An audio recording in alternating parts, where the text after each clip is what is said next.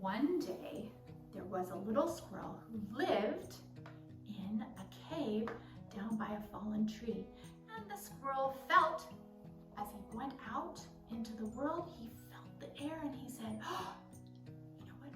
It's fall and it's time to gather some nuts. And it's time to prepare myself for the long winter. So he went over and looked for nuts over here. No nuts. And then he went over and he looked for nuts over here. No nuts. Then he went over and he looked for nuts here. Wait, oh, no nuts here. And he went over and he looked for nuts over here. Are there any nuts? No. And he went down and he went back to his home and he said, I'll try one last place. I'm gonna try the forest over here. He went over to the trees and he found at the base, what did he find? What did he find? What do you think he found? What do you think he found?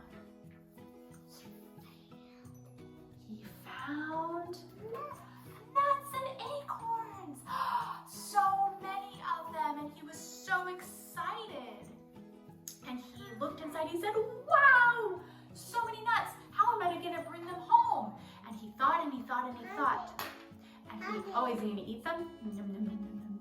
And he thought and he said, what I'm gonna do is I'm going to get some of the branches of the tree. And I am going to put the nuts onto the branches. And then I'm going to take them home. Do you want a branch? And Remy, you're gonna help the squirrel? Okay, and I'm gonna help the squirrel too.